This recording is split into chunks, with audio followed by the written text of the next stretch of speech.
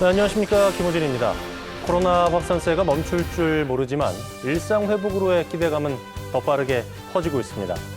코로나 사태로 직격탄을 맞고 존폐 위기에 놓였던 여행사들이 무급 휴직 중이던 직원들의 업무 복귀와 백신 접종 완료자 대상 여행 상품을 내놓으며 위드 코로나 준비에 나섰다고 하죠. 그런가 하면은 내년 개장을 앞둔 레고랜드 한정판 연간 이용권 역시 판매 첫날 매진이 됐다고 합니다. 백신 접종률도 높아지고 정부의 백신 접종 인센티브 확대와 단계적 일상 회복 의지에 대한 효과가 반영된 게 아닌가 싶은데요. 아직까지 변수가 많아서 낙관하기엔 섣부른 것 같고요. 철저한 방역과 백신 접종으로 위드 코로나, 포스트 코로나 시대를 선제적으로 준비해야겠습니다. 10월 6일 수요일 생방송 더 인사이드 시작하겠습니다.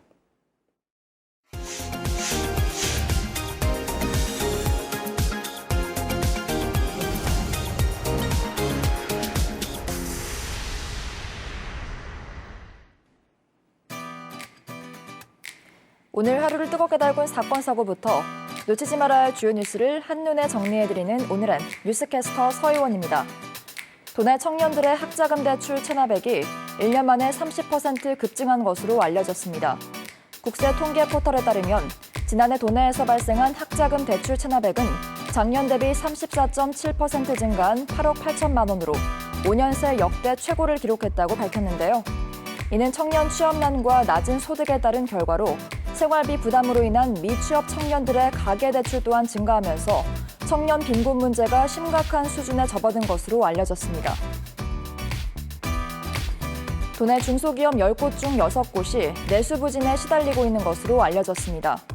중소기업 중앙회에 따르면 도내 118개 중소기업을 대상으로 진행한 경영 애로사항 조사에서 내수 부진이 58.8%로 가장 높은 수치를 기록했다고 전했는데요. 이는 인건비와 원자재 가격 상승 등에 따른 결과로 내수 부진이 경기에도 악영향을 미치면서 이달 경기 전망도 전국 평균에 못 미치는 것으로 나타났습니다.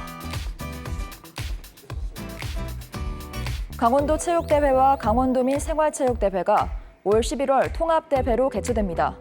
도체육회는 방역당국의 대면 행사 취소 연기 요청에 따라 이달 예정되어 있던 도민 생활체전을 연기하고 다음 달 나흘 동안 도내 12개 시군에서 분산 개최하기로 결정했습니다.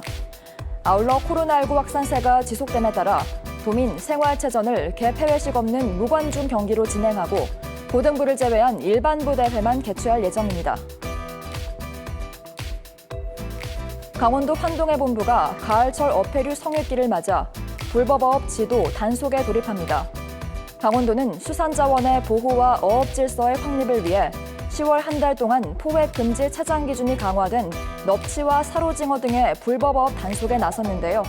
청육기 어종, 어린 고기 남획 등 고질적 불법 행위를 근절하고 오는 10일부터 20일까지 중점 단속 기간을 정해 시군별 거점 위판장과 전통시장에서 강도 높은 단속을 진행할 계획입니다. 1차 접종조차 하지 않은 도내 백신 미접종자가 18만 명에 육박하는 것으로 알려졌습니다. 현재까지 백신 1차 접종도 하지 않은 도민은 총 17만 9,615명으로 백신 미접종률은 전국보다 4%포인트 높은 14%를 기록했는데요. 이는 백신 접종으로 인한 부작용 우려 때문인 것으로 알려졌습니다. 한편 강원도는 백신 접종 후 6달이 지난 만 60세 이상의 고령층을 대상으로 추가 접종을 실시할 계획입니다. 지금까지 오늘의 뉴스캐스터 서희원이었습니다.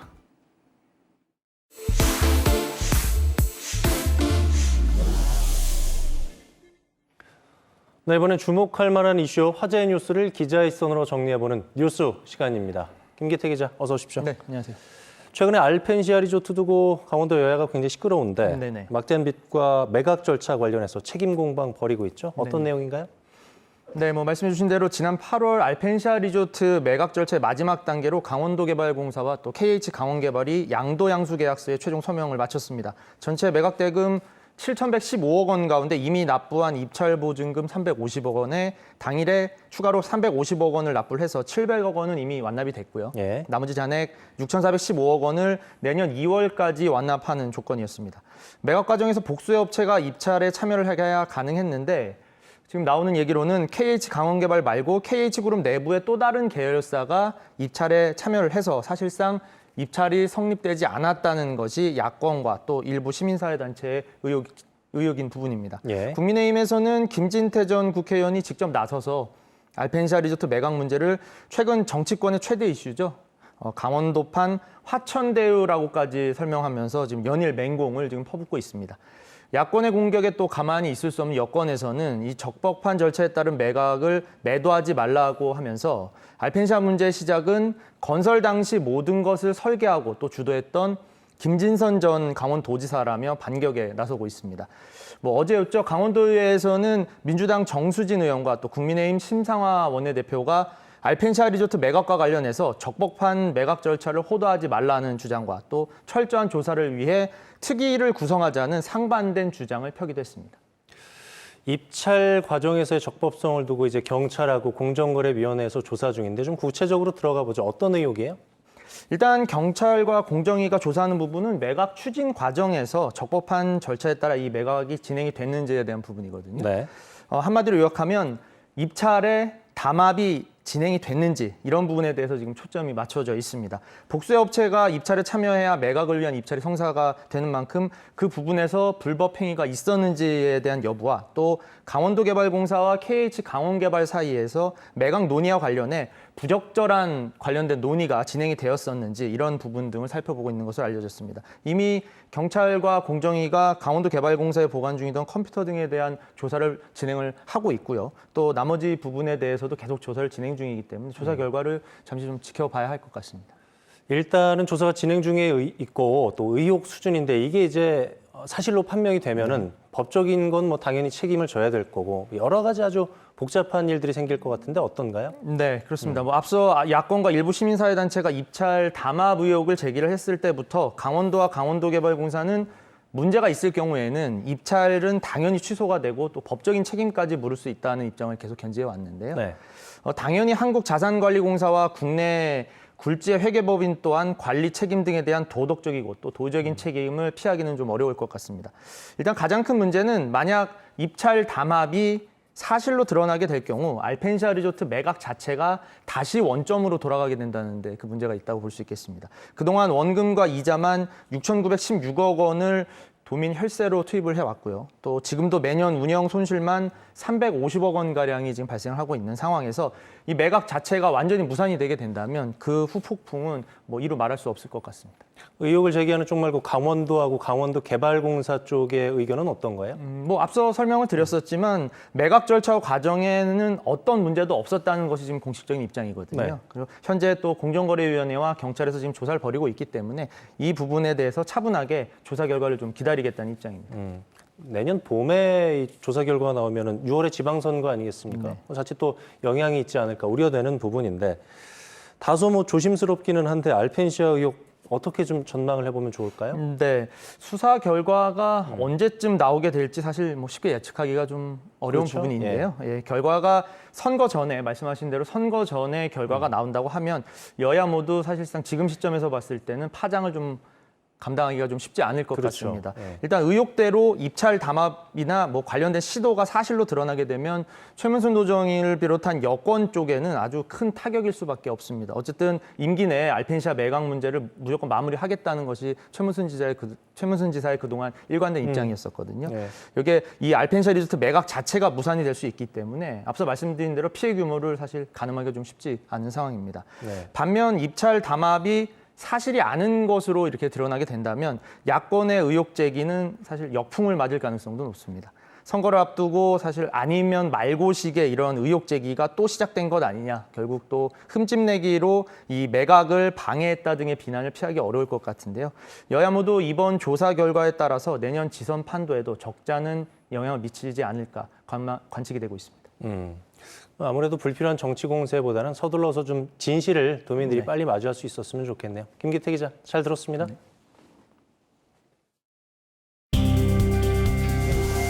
저희 인제군 발전 전략을 위해서 평화도로 건설에 대한 지역의 발전을 위해서는 기존 자원을 좀 더 효율적으로 활용을 하거나 도로가 생겼을 때 이제 국민들한테 남북 연결하는 도로와 무슨 차이점이 뭐냐? 남북 평화협력지구 접경 지역의 지속 가능한 발전을 위해서는 보전이냐 개발이냐 말씀을 하셨는데 DMZ를 공유하고 있는 다른 지역과 협업을 할 건지 말고. 두 가지 협력이 하나는 경제적 협력이 논리적인 도움과 또 조언을 주셨습니다. 네, 지역의 관심사와 뜨거운 이슈를 살펴보는 시사인 이슈 시간입니다. 지원방송이 창사 20주년을 맞아서 18개 시군을 찾아다니면서 강원자치발전 전략 대토론회를 개최하고 있는데요. 18개 시군 중에서 오늘은 인제군의 주요 의제들을 좀 정리해서 얘기 나눠볼까 합니다. 최상기 인제군수 그리고 대통령 직속 정책기획위원회 노승만 위원 모셨습니다. 안녕하십니까? 네, 안녕하세요. 다른 시군도 뭐 마찬가지긴 합니다만 여전히 인제군도 첫 번째 주제가 교통망, SOC 기간교통망 관련된 금강산 가는 길 평화도로 건설이었습니다. 금강산 가는 길이라고 하니까 그냥 들었을 때는 또 고성군을 떠올리시는 분들도 있을 것 같은데 박사님께서 인제군의 평화도로 건설 어떤 내용인지 간략하게 먼저 좀 소개해 주시죠. 네, 평화도로 갑자기 얘기하니까 이게 적경 지역에서 모든 도로를 다 같이 얘기했던 것 같은데 네. 사실은 인제군은 약간의 전략적인 접근이 있었습니다. 지금 사실은 서울 춘천 양양 고속도로가 개통되면서 인제 IC가 인제읍과 원통에서 너무 먼 곳에 IC가 입지가 됐었습니다. 그러다 보니까 어떻게 해서든지 인제 IC에서 인제읍권, 원통읍권까지 그 권역까지 접근성을 개선해야 되는데 그게 이제 타당성에서 밀렸고 그다음에 그 오는 국도가 국도 31호선입니다. 근데 그게 내리천을 끼고 있어서 또 환경적인 문제가 있었어요. 그래서 인제군에서 10년 전에 우리 옆에 거는 아마 인제 군수님께서 아마 시작을 하신 것 같은데 요걸 타파하기 위해서 전략적인 접근을 하자. 그게 바로 평화도로라는 개념으로 예. 그러니까 고속도로 IC에서 외금강까지 가장 가까운 길로 접근하는 게 국가 차원에서 좀 쉽게 이해를 하지 않겠냐. 그래서 그거를 평화도로라는 명칭을 붙인 것 같고 네. 그다음에 그게 타당성 분석에서 계속 미흡하니까 이번에 단계별로 접근을 한 겁니다. 그러니까 그 스피디움이라는 곳까지 11km 정도를 단계별로 접근을 해서 타당성을 높이면서 이번에 있었던 국도 국지도 5개년 계획에 이제 포함을 시킨 게 바로 그 성과에서 평화도로로 간 거라고 생각이 됩니다. 우여곡절이 참 많았어요. 15년 동안 기다려서 결국은 타당성 조사를 통과를 한 건데 군사보호구역으로서 어떤 주제, 어려움 이런 것들을 교통망이라든가 이런 개선을 통해서 기대해보고자 하는 어떤 기대 심리가 좀 있는 것 같거든요. 군수님 어떻게 보고 계신지요? 네, 정말 그렇습니다. 동서고속도로 개통으로 44번 국도변에 많은 시련과 고통을 주었습니다. 30여번 국도는 인제군의 허리 역할을 하고 있습니다. 상남면, 기린면, 인제읍, 북면을 통과해서 양구군으로 연결되는 도로입니다. 현재 도로는 내린천을 따라서 형성되어 있어 매우 위험한 도로로 다니고 있습니다. 인제 IC에서 인제읍까지는 현재 40분에서 1시간이 소요됩니다. 지금 개통하려고 하는 도로가 완성되면 20분에서 30분이 소요될 것으로 예상하고 있습니다. 시간이 반으로 줄어듭니다. 이곳에는 인제 스피디움, 또 귀순 농공단지, 원통 고속철도 역세권, 서하면 453 지방도와 연결되어서 서울에서 가장 가깝게 금강산은 길이 됩니다. 인제군의 획기적인 변화를 가져올 것으로 기대합니다. 지금 교통망 개선이라는 게 뭐 1차적으로는 역시 지역 주민들이 좀 편리하게 이용할 수 있는 이런 1차적으로는 편리성 부분으로 가져가야 되겠지만 궁극에는 이것이 지역 주민들에게 어떤 혜택을 줄 수 있느냐 이 부분이 또 궁금한 거 아니겠습니까? 중요한 가치가 있는 거고요. 평화도로 어떤 기대 효과를 갖고 있다고 보시는지요, 군수님께서는? 네, 잘 아시는 것처럼 지역의 발전은 길 따라 발전한다고 합니다. 접근성의 개선은 사람의 이동, 물류의 이동으로 지역 경제의 활성화를 가져옵니다. 서울 양양 고속도로 개통은 인제군에 상당한 타격을 주었습니다. 31번 국도는 많은 관광지와 연계되어 있습니다.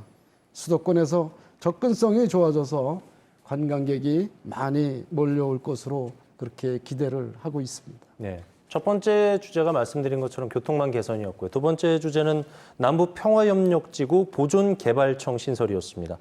남북평화협력지구 보존개발청, 선생님 어떤 기구인가요? 네, DMZ가 세계적이라고 이야기하고 있습니다. 접경 지역은 70년 동안 각종 규제와 불이익을 감내해 왔습니다. 접경 지역 지원 특별법과 지방자치단체로는 지역의 소멸을 막을 수 없습니다.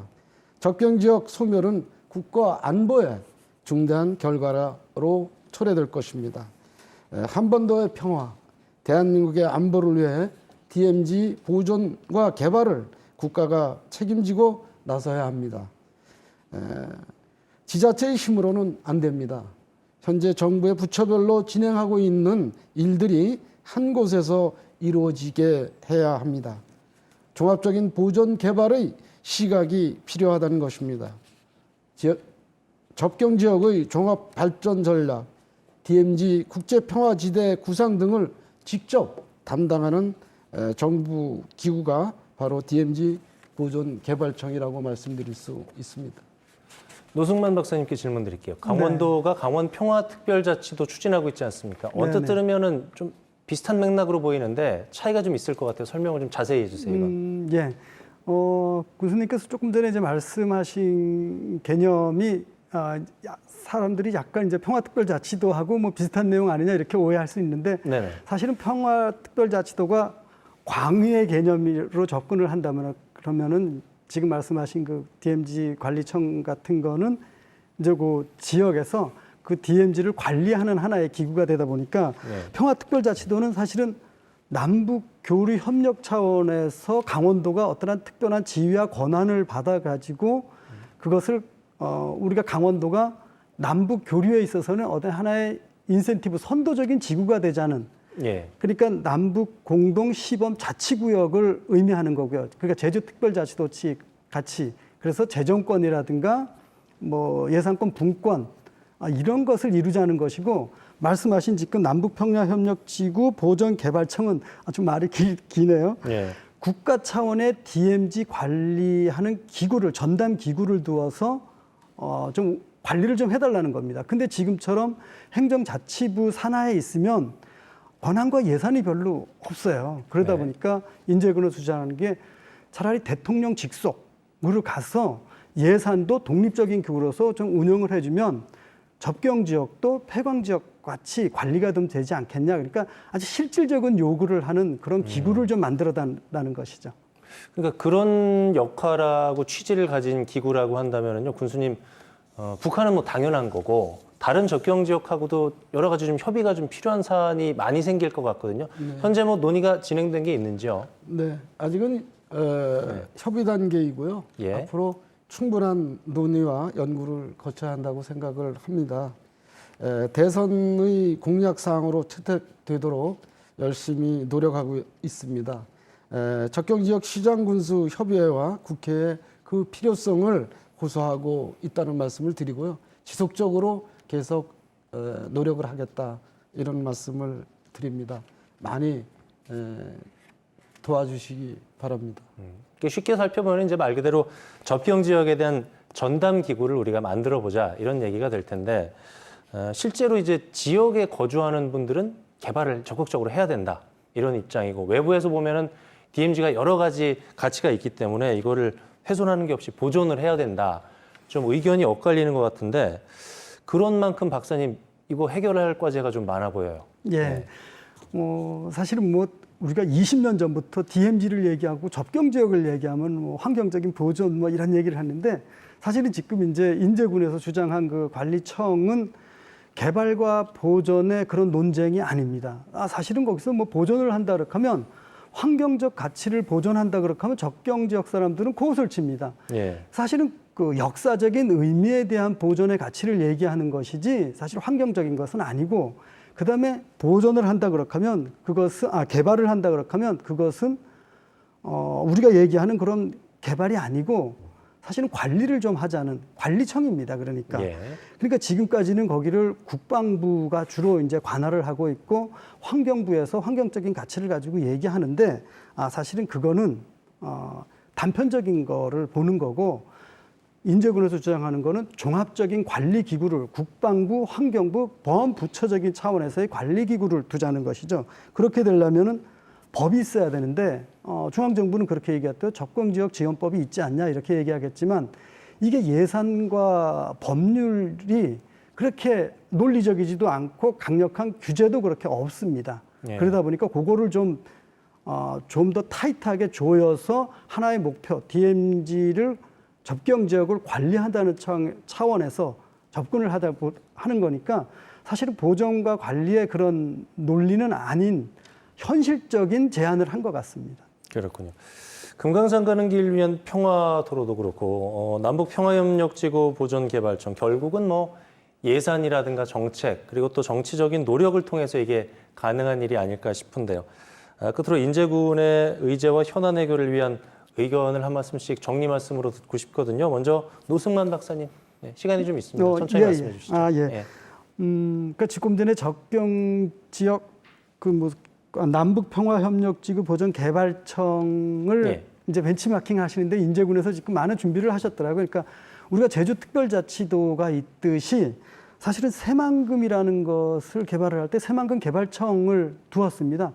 그게 아마 대통령 직속이었는지 총리실 산하였는지 좀 우리가 범부처를 떠나서 좀 더 윗부분에 있다 보니까 그게 실현이 됐거든요. 예. 그래서 그걸 가져가는 것 같고 지금 인제군에서 남북평화협력지구 보존개발청이라든가 금강산 가는 이 평화도로의 얘기는 사실은 강원도가 접경 지역을 가지고 있으면서 접경 지역에 대한 인센티브라든가 뭔가 이루어지는 거 보면은 경기도에서 다 이루어지고 있어요. 예. 또 하나가 백두대간을 우리가 강원도의 자산이라고 생각하는데 백두대간 관련된 거는 경북에 다 있습니다. 그러니까 이번에 접경 지역의 이 절박함에 이런 관리청을 두자고 한 것은 평화를 주도권으로 하고 있는데 인제군에서 자치단체가 중앙정부를 상대하기 너무 어렵죠.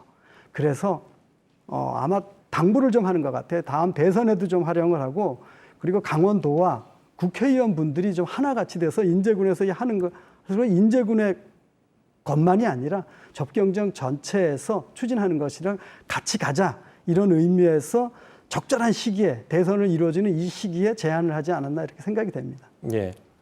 군수님 정리 말씀 듣겠습니다. 네. 금강산 가는 길 국도 31호선 구간 선형 개량 사업이 확정됐습니다. 22년에 내년도에 착공되도록 더 많은 노력을 하겠다는 말씀을 드립니다. DMZ 보존개발청이 만들어져야 합니다. 이것이 접경 지역을 살아날 수 있도록 하는 것입니다. 국민 여러분의 한결같은 지지와 응원이 필요하다는 말씀을 드리고 이 일들이 꼭 이루어지도록 많은 노력을 하겠습니다. 네. 백두대간하고 접경 지역이 만나는 교차점이 인제죠. 네. 네. 금강과 설악을 잇는 이 아까 말씀 나눴던 평화도로 그리고 평화도시 건설로 한반도 평화의 중심 도시 인제를 제대로 만들어 나갈 수 있기를 함께 기대를 하겠습니다. 지금까지 최상기 인제군수 대통령 직속 정책기획위원회 노승만 위원과 함께 얘기 나눠봤습니다. 오늘 자리해 주셔서 고맙습니다. 네, 감사합니다. 네, 생방송 더 인사이드 오늘 준비한 소식은 여기까지입니다. 저희는 내일 저녁 다시 찾아뵙도록 하겠습니다. 편안한 저녁 보내십시오. 고맙습니다.